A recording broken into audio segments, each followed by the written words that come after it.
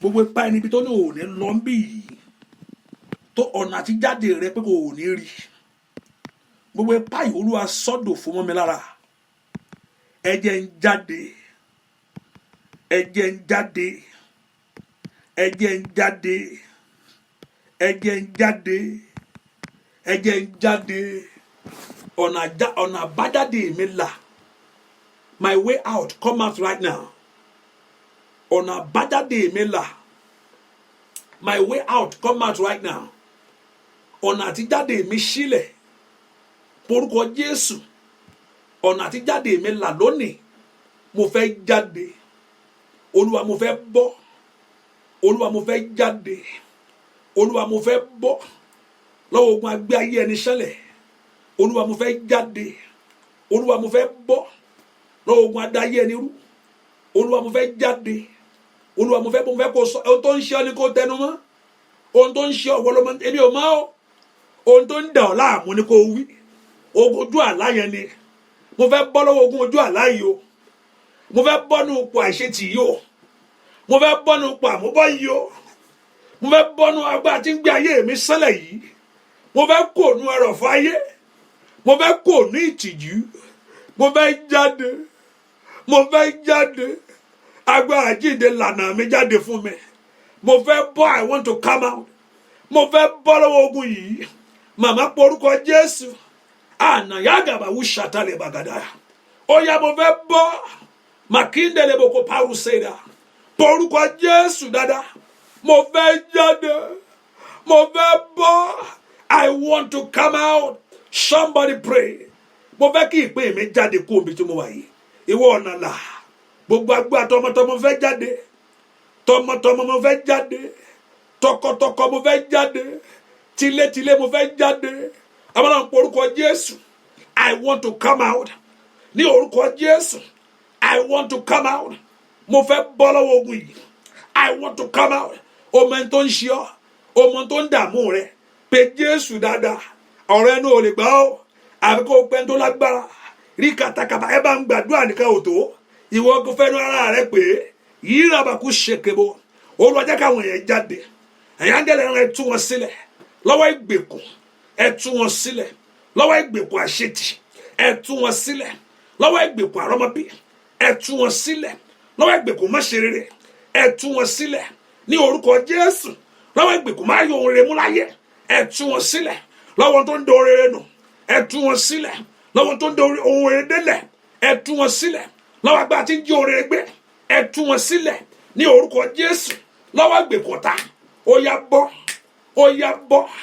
ó yá bọ́ ó yá bọ́ ó yá bọ́ ó yá bọ́ ní orúkọ Jésù àìgbèkùn àrọ́mọbí yẹn mo ní kó bọ́ ní orúkọ Jésù ó yá bọ́ ìpín rẹ bọ́ mbẹ́ ìpín rẹ kó kó mbẹ́ ìpín rẹ kó kó mbẹ́ ìpín rẹ kó kó mbẹ́ lọ́wọ́ ogun tó gbé bàbá sẹ́lẹ̀ èyí tí ò fẹ́ kí wọ́n má dìde ní orúkọ Jésù lọ́wọ́ ogun tó gbé yàn sẹ́lẹ̀ èyí tí ò fẹ́ kí wọ́n má dìde lọ́wọ́ ogun yẹn ó yá bọ́ lọ́wọ́ ogun èèyàn lọ́wọ́ ogun ẹrú ọ̀tá ó yá bọ́ ẹ jáde come out of it come out of failure come out of stagnancy come out of disappointment in the name of Jesus àṣẹ bọ́m̀bẹ̀ jáde jáde jáde jáde ṣẹ̀kẹ̀ṣẹ̀kẹ̀ ọwọ́ rẹ kó tú ìgbèkùn rẹ kó já ó yá bọ́ lọ́wọ́ ìgbèkùn ó yá bọ́ lọ́wọ́ ìgbèkùn àṣetì bọ́ lọ́wọ́ ìgbèkùn àmúbọ́ bọ́ lọ́wọ́ ìgbèkùn àtìjú ní orúkọ Jésù gbọ́wọ́ gbọ́wọ́ èrò ẹ̀yìn ayé rẹ ò ní rẹ̀yìn mọ́ ó yá dìde gbúàdúà lórúkọ Jésù Kristi Olúwa wa àmín tó ẹ ká fi ẹ kí n ṣòro ọ̀fẹ́ máa kádà wá lálẹ́ àbí bẹ́ẹ̀ ká fi alìlùmọ̀ pọ̀pọ̀lọpọ̀ gbẹ́ mo ti gbà tọ̀sán tálẹ́ yẹn kò nídìí hallelujah mo ti gbà tọ̀sán ẹ̀yin lẹ dìbò fún mo gbà tọ̀sán tálẹ́ ò nídìí ó yá jẹ́ kí n rí yín pápápá ẹ̀yin tẹ́ dìbò fún mo gbà tọ̀sán tálẹ́ ò nídìí ó yá ẹ̀yin dà kò sọ̀rọ̀ tìjú mbẹ́ mo gbà tọ̀sán tálẹ́ ò nídìí ìsókè ọlọ́run rúrò kò lè tún gbogbo yẹn káṣá máa mú díẹ̀díẹ̀ ni kí n máa jù wẹ́rẹ́wẹ́rẹ́ òótọ́ ni mo ti gba tọ̀sán kò ní gbogbo yẹn jọ kò ní tó gbogbo yẹn náà bẹ́ẹ̀ ni kò lè tó tọ́ ni kò lè ẹni tó mọ nǹkan ẹni tó nǹkan ṣe ló mọ̀ it's okay mo gba tọ̀sán kálẹ̀ ò ní ìdùnnà hallelujah ọlọ́run àdúrà ṣáà ti gbà ní ó gba tọ̀sán àtàlẹ̀ ṣùgbọ́n wo ló máa ti ń ṣe ọ́ ó múra sí ọ̀tá àyàn náà ò jókòó ohun tó fọ́ ni pé ọ̀tá àyàn ò kì í jókòó that's only thing àwọn ò jókòó ìwọ ń sùn àwọn òsùn wọn ń fò ìwọ ń sùn àwọn òsùn àwọn ń fò làlálá ìwọ gan ò ń gbé ṣìkì àánú àwọn gan ń gbàwẹ̀ ẹni tó bá múra ní ń borí o ohun tó kọ̀ wá ń bẹ̀ nìyẹn ẹni tó ohun tó gbẹ́kẹ̀lé àti múra rẹ ló máa ń mú yàn borí ọ̀tá náà ò jókòó ẹ má rò pé ọ̀tá ò ń jókòó ọ̀tá náà wá gbára kágbára ni mo fẹ́ finish ẹ jọ ibi tó wá yà ọ́ lẹ́nu ojú wo wàá mọ̀ ni pé ẹnìkan ń gbèjẹ kí lágbára wọlé ní ìlú náà wọ́n wá ń wá díẹ̀ kiri ojú tó wá burú jù nìyẹn o mọ̀ kankan wọ́n kan ẹlòmíà kan sùn á kan sùn gbìnàkùà nígbà míì ànímọ̀ ọlọ́run àti kọ́kọ́ ó tún fún wọn kòbókò kẹ̀ ẹni wọ́n rí ọwọ́ ọlọ́run wọn pé kí ló fi ń ṣagbára wọn á tún abẹ́ sí wá díẹ̀ mo máa kọjú sí wọn fún mi ń kòbókò níbo lẹ wọn abẹ́ sí sá káàkiri again ìwọ ẹni ní ó gbà ohun tí tẹ̀ tó burú jù ni pé ìgbà míì tó máa sọ pé ẹlòmíì ń ṣe ọ́ ẹlòmíì ló ń ṣe àwọn kan ló ń ṣe ẹlòmíì àti máa múra ẹ ò lè ṣe kankan èmi kọ́ mi mọ́ pa ẹ o àwọn náà àǹtí yẹn ló wà ń di ọ̀rọ̀ mi ìwọ àǹtí gágá ò sí mọ́ nǹkankan wọ́n sọ máa múra kókókókó wọ́n máa lé ọ ó sì má dodo mi ì kúkú mọ́ nǹkankan Jésù ni mo dìbò fún bàbá ni mo gbójúlé ọ̀tá ò sì mọ̀ pé ẹni tó dìbò fún ló dìbò fún pé wọ́n lò ló wà ń bẹ̀ ó ní mo máa ń rí ọ̀tá tó gbé àwọ̀ ẹlòmíín wò á tún lọ gbẹ́gbẹ́ lórúkọ Jésù gbogbo ìmọ̀ta lórí yẹn ló dòfo hallelujah just make sure you are here if you have time it's okay you have to go to work sleep just make sure if you have time it's encouraging to come when I say come back again and you are there just because I have to know that you want to pray but if you have to go to work you go and sleep well enjoy your sleep that's life kò lè. But if you are not doing anything, be there. Hallelujah. Kò lè gba dandan ẹ bá àti wà ń bẹ̀. Tó bá lọ bí iṣẹ́ àmì ó mọ̀ dé bí iṣẹ́ kó tún mọ̀ sùn. Kí nǹkan mìíràn má tún dé. Ìṣòro mọ́ lọ. Hallelujah. Iṣẹ́ kan tí mo ṣe tẹ́lẹ̀. Mi ì jẹ́ gbọ́dọ̀ sùn wá torí tí n bá sùn wá kò sẹ́ni tí mo lè bá ta ni mo fẹ́ bá sọ̀rọ̀. Àwọn ọ̀gá tó wà bẹ́ẹ̀ mínísítà mi ì tẹ̀lé bá sọ̀rọ̀ pé mo sùn lójú oorun ni wọ́n ti ẹni báwọ̀ sọ̀rọ̀ akọni please relieve him there quickly relieve the tí n bá débi iṣẹ́ yẹn báyìí mo máa jára mi lẹ́kan ní òun ni kó bá mi ń bì tí mo máa jára mi jẹ ní mo máa gbára mi lẹ́sẹ̀ pé ọ̀nà tèmi ò ní gbé ń bì torí kò sẹ́ni tó máa bá ta ló fẹ́ bá sọ̀rọ̀ wọ́n tẹ níbẹ̀ sọ̀rọ̀ wọ́n akọ́rẹ́ ní mi pé sir move ta ló fẹ́ ṣe mínísítà lórí ẹ tó ń sùn ẹ tó ní kó máa ṣọ́ ló ti sùn lọ mo máa ń gbàdúrà ní pé tèmi ò ní bàjẹ́ ń bì hallelujah I just use the word minister secretary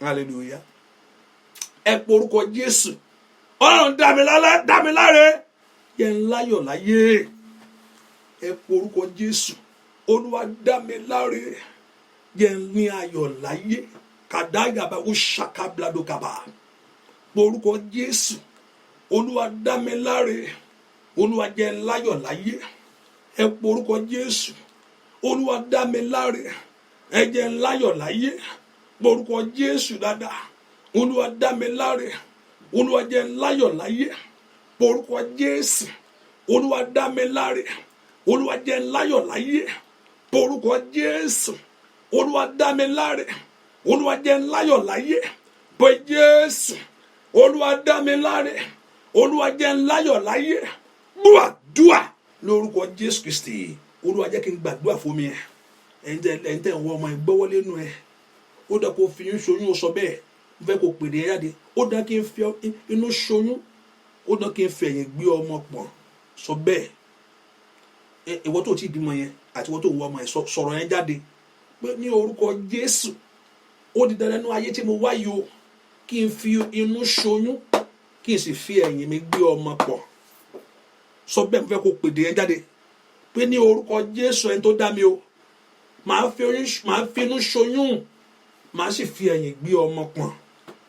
Mo fẹ́ kó pèdè yẹn jáde o ní orúkọ Jésù bó ṣe ń sọ yẹn ogun ọ̀run kó attend sí ẹ. Áńgẹ́lì agbẹniníjà kó gbé ọ níjà bó ṣe ń pèdè yẹn jáde ogun ọ̀run kó attend sí ẹ. Áńgẹ́lì ọ̀run kó gbé ọ níjà kó fi inú ṣoyún kó fi ẹ̀yìn gbé ọmọ pọ̀n. Bibaru sanda yaba keteli agusakudaya robakuseke pelikotelia le prendo sople de ketekebo bakunda kaparu seida kediade ke prendo sudegebo beko to kambrekete ní orúkọ Jésù kí o fi inú ṣoyún kó sì fi ẹ̀yìn gbé ọmọ pọ̀n láyé kó rí tiẹ̀ gbẹ́jọ́. Mo ní kó rí tiẹ̀ gbẹ́jọ́.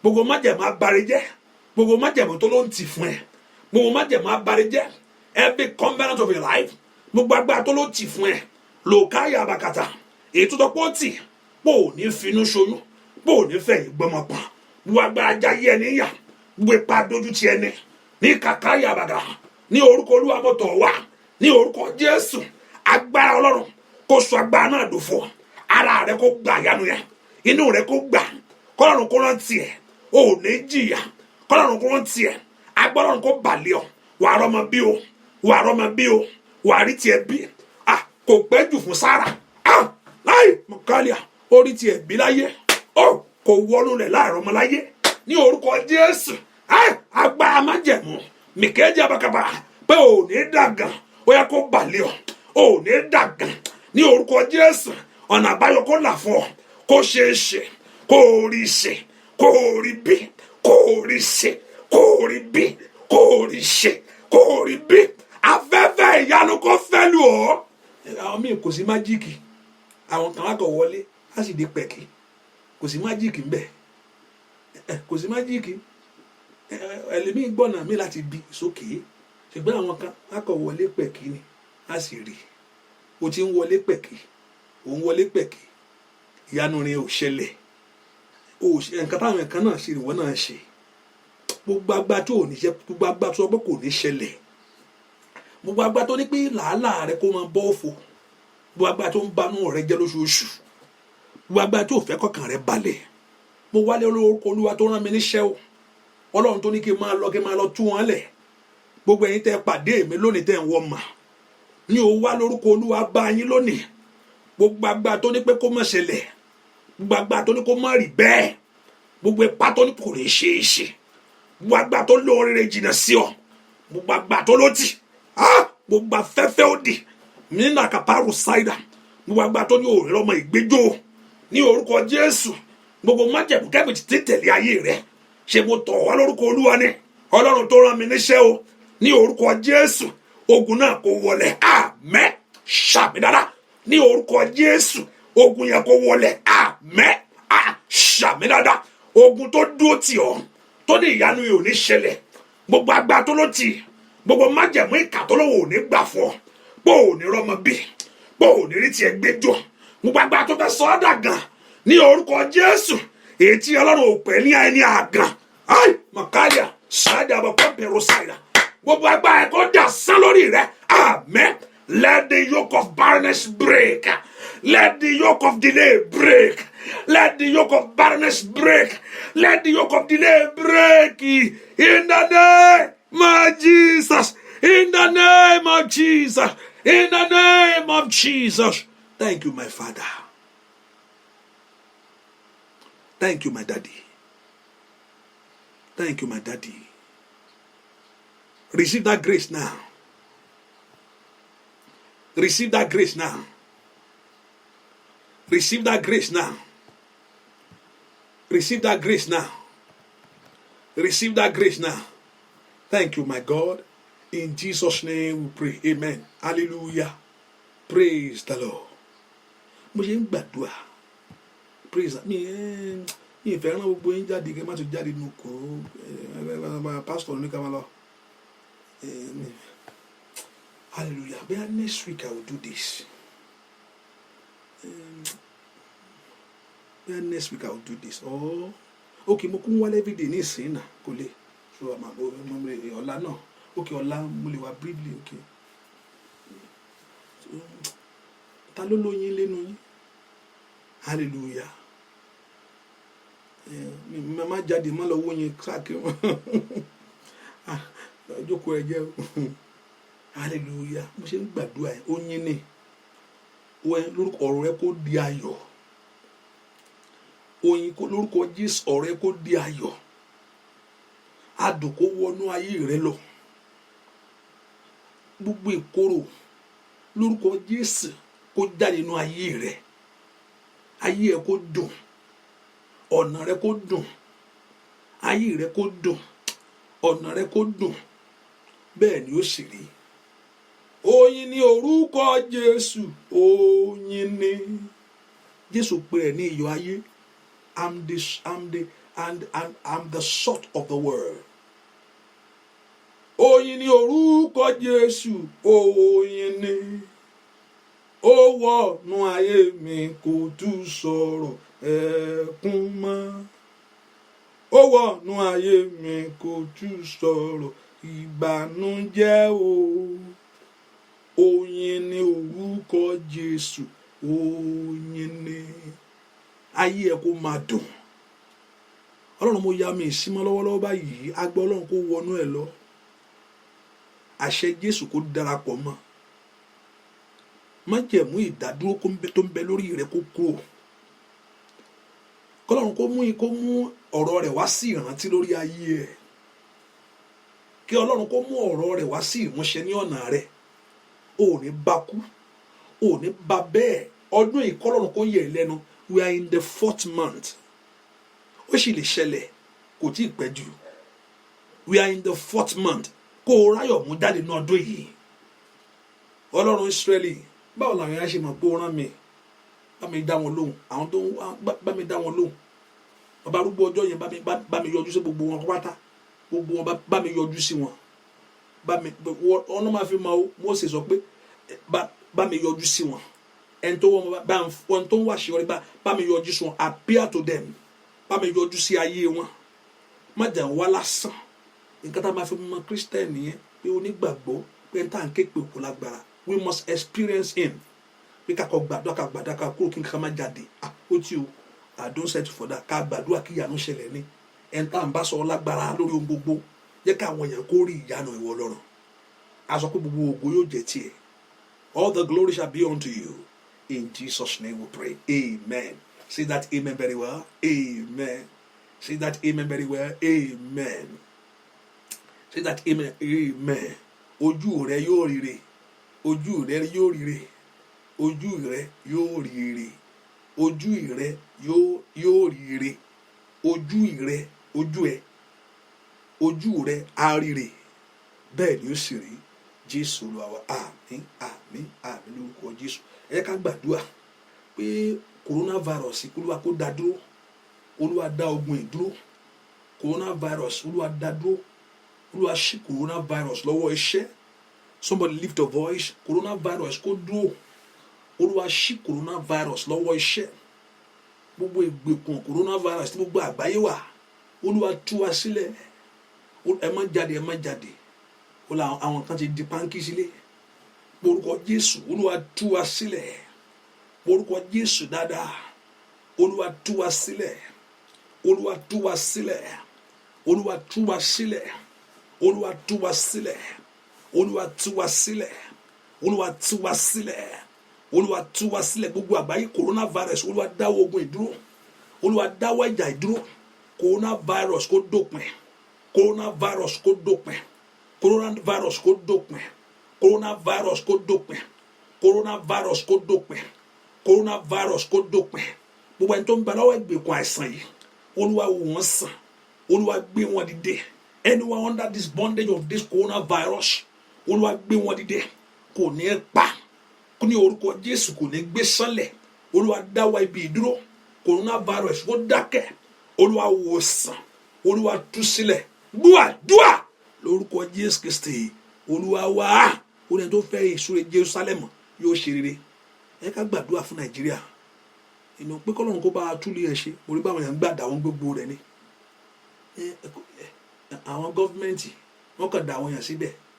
Mo sọ́rí o, ẹ kàn máa ṣe fún ara yín nothing. Eléyìí fi hàn pé gọ́fìmẹ̀ntì ò ṣe nǹkan kan fún anybody. I mean our government wọ́n ní ètò fún wa láti bẹ̀rẹ̀ pé what's the ibi tẹ́ ti ń ṣètò fún àwọn èèyàn. Ilé ẹ̀gán tú àṣírí pátá pé government has no plan. Ọmọ 10 years, ọmọ 20 years kò jẹ́ government nada, kò jẹ́ government ní nothing. Ọmọ 20 years ìsìn kò jẹ́ government in 20. Even àwọn tó jùlọ gan kò jẹ́ nìkankan. Aṣọ government ò rà fún, bàtà government ò fún, iná ẹ̀ gan kò sí. Private school ló lọ, private primary school, kí ni government fún private? Nothing. Kí ló fún secondary? Nothing. Kí ló fún private university? Nothing. Pé okay, this is what our support. Tàbí ọmọ 20 years in Nigeria kò jẹ́ government ní $1. Ọkàn dàwọn ẹ̀sìn ẹ̀ máa jẹ fún ara yín. Ìyá tó ń ta táńtìtì kí ló gbà mbẹ́? Kò gbà dáadáa. Nothing. Ojú ọ̀nà ò dáa, iná ò sí. Kí ni gọ́ọ̀mẹ̀ntì wá ń fún? Kò sí. Ẹ pe orúkọ Jésù. Olúwa wó orílẹ̀-èdè yẹn lọ. Kò ṣeé jà lọ́wọ́ ìbọn. Olúwa wó orílẹ̀-èdè yẹn lọ. Àgbẹ̀ àwa Nàìjíríà gan náà, àwa náà kàkàkà ni wa náà. Gbogbo wa la need the orientation, everybody there, àti government àtàwọn èèyàn tó wà ń bẹ̀. Kíákíá wọ́n sọ pé kí ló sọ sanitizer ẹlòmíì ti gbé owó lé àti ní ọmọ nìkejì lára. Ṣé kò tiẹ̀ jọ́jú náà? Ṣé tó ń gé orí èèyàn, tí ń yọ ẹ̀dọ̀, tó ń yọ ọ̀fun, tó ń jí pátá, tó ń jí gbogbo ẹ̀ tí ń ṣe gbogbo ẹ̀ tí ò kí èwo ló kàn kólúkà kò ti lówó ni. Kẹ́nìkan ṣe àbáṣe yẹ ẹ̀sà fẹ́ anybody ní gbogbo èèyàn. Ẹ pe orúkọ Jésù nítorí pé wọ́n sọ Yorùbá. Olúwa tú orílẹ̀-èdè yẹn ṣe. Ọlọ́run lọ síbẹ̀, jẹ́ káwọn èèyàn gbádùn ẹ̀. Ẹ tó lọ sí Nàìjíríà tó tún jìyà ọ̀run àpáàdì méjì ni ó jìyà kú láyé ni kò rí nǹkan kan. Ẹlòmíà ẹ̀mí ìjì ẹ̀ kò tiẹ̀ mọ̀ kankan, á tún lọ sọ́run àpáàdì. Olúwa tó orílẹ̀-èdè yẹn ṣe. Ìwọ tí bọ́dà rẹ bá wà ní gọ́ọ̀mẹ̀ntì, èmi ò kò nídìí pè mẹ́, onídìí kan lọ́run bá yọ jẹ́ onídìí ọ̀rẹ́ pè mẹ́. Bí iṣẹ́ wọ̀ pé lókàlókò á jẹ́ iṣẹ́ ọwọ́ rẹ̀. Ẹjọ́ kọ̀ bá olùkàkọ̀ ẹ̀ tó lọ gbé sórí the president Nàìjíríà báwo ló ṣe lò ó? To whom much is given, too much is required. To whom much is given. Olùkàkọ̀ àjírí nǹkan tó mọ̀ kọ̀ mọ̀ ni pé olùkàkọ̀ akọ̀ sọ bó ṣe rán. Kò nídìí pé Ọlọ́run bá tí wọ́n jẹ́ gọ́vnọ̀ adóníwájú Ọlọ́run. Ìjọ tí mo fi ẹ́ sípò gọ́vnọ̀ kí ló ṣe? Wàá ṣàlàyé. To whom much is given, to the pastor náà. To whom much is given, too much is required. Á béèrè lọ́wọ́ olúkálùkù tó gbé olúkálùkù sí Ọlọ́run. Ẹ pe orúkọ Jésù. Ọlọ́run wo orílẹ̀-èdè yẹn lọ. Gbàjọba ń bẹ̀. Ṣe bẹ́ẹ̀ kọ́ wa máa ṣe. Orúkọ Jésù dáadáa. Olúwa kọ́ wa máa ṣe. Olúwa ran àwọn èèyàn lọ́wọ́. Olúwa ran àwọn èèyàn lọ́wọ́. Olúwa ran àwọn èèyàn lọ́wọ́. Olúwa ran àwọn èèyàn lọ́wọ́. Olúwa ran àwọn èèyàn lọ́wọ́. Olúwa ran orílẹ̀-èdè lọ́wọ́. Ran orílẹ̀-èdè Nàìjíríà lọ́wọ́. Báwo kọ́ àwọn àjọba wa máa ṣe. Àwọn tó máa gbé síbẹ̀ tó máa ṣe dáadáa. Olúwa ran wọn wá. Olúwa ran wọn wá. Àwọn ẹni bí ọkàn tiẹ̀. Olúwa ran wọn wá. Má jà yàn fúnra wa mọ́. Yàn fún wa látòní lọ. Orúkọ jẹ́ kọ́lọ́run má jà gbogbo a máa yàn fúnra wa ni. Ọlọ́run yàn fún wa látòní lọ. Àwọn ọmọ Ísírẹ́lì yàn fúnra wọn. Wọ́n gbé Sọ́ọ̀lù sí. Ó jẹ wọ́n níyà. Ṣùgbọ́n ìyàbò kàpá. Ẹ pe orúkọ Jésù. Olúwa yàn fún wa. Bẹ́ẹ̀ ni ó sì rí. Láì lórúkọ Jésù Kristi. Olúwa wa àmín àmín. Èèyàn láti gbàdúrà pé gbìyànjú kúrò ńbẹ̀ ọkàn lè balẹ̀. Nísìnyí ohun tó ń ṣẹlẹ̀ pé àwọn èèyàn kan sá kàkiri. You know, they can't help them. There's no way of getting to them. There's no way, nobody. Just ẹ máa jẹ fún ara yín. Ọkàn dà àwọn èèyàn sínú agbó sínú kínní. Eat for yourself. Take care of yourself. Nothing. Go to the hospital. Nothing. All kind of stuff, you know. Ó jẹ́ nǹkan tó pé I don't want to go there, but I think èèyàn ṣáà lè dákẹ́ sí. Ẹgbẹ́ mi sọ pátó àlẹ́nu Yorùbá ni mi sọ. Hallelujah. olúgbàkú ajíhìn iṣẹ́ owó rẹ ni wọ́dà president adúnwájú ọlọ́run á gbé lọ́wọ́ ẹ̀ ó tọrọ dáríjì ẹ̀ṣẹ̀ kankan ò sí o olúwa dáríjì mi àtúnṣe ní kó lọ sí àti owó dídí èèyàn ló wọ owó òtó ẹ má jẹ kájáká ọlọ́run ṣàánú fún àwọn èèyàn yìí olúwa dá àwọn èèyàn yìí lóhùn kẹrẹ lágbára ọlọ́run jésù olúwa wa àmín àmín àmín. Just put in mind, so I'll probably be back by all about from Lord of tonight, and the Lord God will help us in Jesus' name. And also, I believe the internet have a little could break, which is the YouTube and the Facebook. Only these showers of blessing and Bobo showers of blessing. Showers of blessings is an app you can download on your phone, and also you can listen to it. Showers of blessing on your phone and on your app. Tomorrow is Wednesday, and also we can fast. We fast tomorrow. Let's say fast, but we do it quickly because I want us to do Bible study also. So you are fasting tomorrow too. You are fasting to your time, at least 3. Let me say 3. 3. Everybody say 3. Fast 3. Hallelujah. 3. As the we need it. Hallelujah. Tomorrow you are fasting too. So I'll probably come earlier in Yoruba section, not 5. Do it quickly. And also I can come back for Bible study. It's good to hear the word of God. When we have the word of God in our heart, we're able to do the will of God. So the Lord will help us in Jesus' name. So tomorrow you are fasting. You cancel, you are fasting. Hallelujah. But you can fast to 3. You can fast at least 3. Nobody to bed, no, it's okay. The Lord God will help us. So tomorrow prayer, I'll come again by 3 and also come quickly so I can come for the Bible study so we can study the word of God together. Last week, we have a little issue, but I can see maybe I will see what I can do.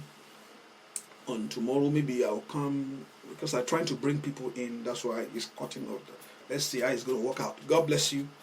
God bless you. God bless you. Ori ọ̀fẹ́ Jésù wa àdúrà rẹ ò ní yí dànù. Kọ́lọ́run kò fara hàn bẹ́ẹ̀ ni ó sì rí Jésù Olúwa wa. Àmín. God bless you. Thank you for coming. Bye bye.